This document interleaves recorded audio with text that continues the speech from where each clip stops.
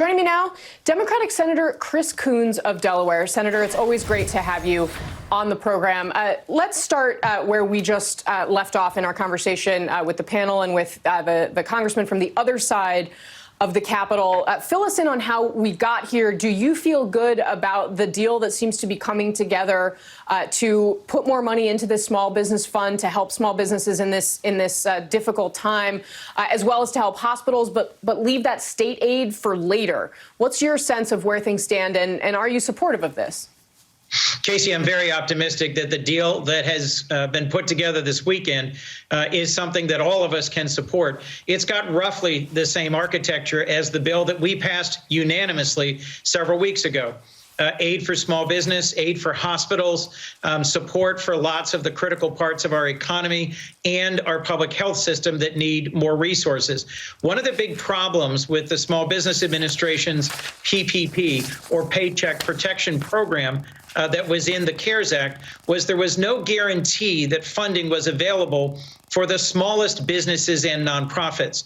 Many of them struggled to connect with a bank that was able and willing to lend to them. So I'm happy that some of the provisions of this bill, I'm told, will include provisions to encourage community banks and credit unions and so-called CDFIs, or community development finance institutions, to make sure that a broader range of businesses, not just the larger of the small businesses, but some of the very smallest, are going to be able to get help.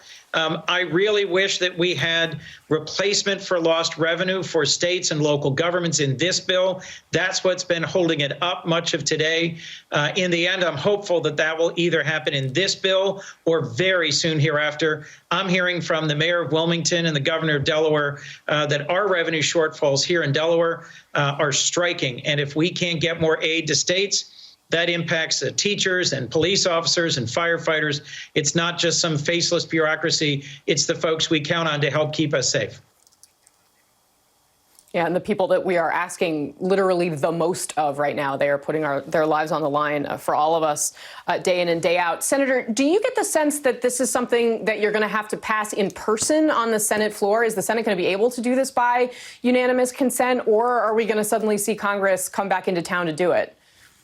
Well, Kasie, I really don't think that we should be bringing all 100 senators back to the floor to cast a vote in this context if we can possibly avoid it. And frankly, that's the subject of a letter that Senator Klobuchar and Senator Wyden and I have been leading, and an effort that we've been leading to appropriate more money to make sure that the average American citizen also isn't forced to go and vote in person while we still have shelter-in-place orders. As you saw in the state of Wisconsin, we don't yet have a clear plan for how to deal with voting in the age of this pandemic. And so Senator Klobuchar and Wyden and I have been advancing both a bill and funding to allow states to begin planning responsibly now for how they're going to carry out their delayed primaries and how they're going to carry out the November election. We shouldn't put the average American, and in particular seniors or those who are immunocompromised, in a position of having to choose between exercising their sacred right to vote and keeping themselves and their families safe from this virus. So I think this is an important step forward. It would ask us to give some flexibility to states in terms of match requirements and some dramatic additional resources, $3.6 billion. We've heard both Republican and Democratic secretaries of state, heads of state parties, and local election officials calling for this. In every election, hundreds of thousands of Americans vote by mail from overseas, folks in our armed forces and our diplomatic corps. President Trump has requested an absentee ballot for this election. If it's good enough for our troops and our diplomats and our president, I don't see why vote by mail shouldn't be a feature in every election in every state this November if people request it. And yet we've had the president already, when talking about similar types of measures, universal voting, basically say that he then doesn't believe a Republican would ever get elected. Do you think that you have a good shot at getting this money in the next CARES package, not necessarily the one this week, but what is sure to follow in May or June? Or do you think it's going to become aggressively politicized? Well, this shouldn't be a partisan issue. Look, there's 5 states right now that conduct their elections entirely by mail.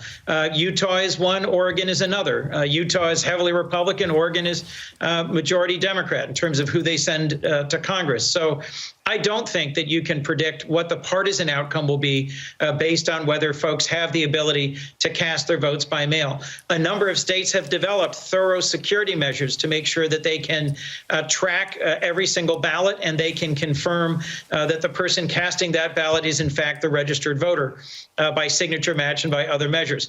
We ought to be able to do this, to vote securely, if necessary, by mail, if there is an ongoing pandemic problem with us in the fall.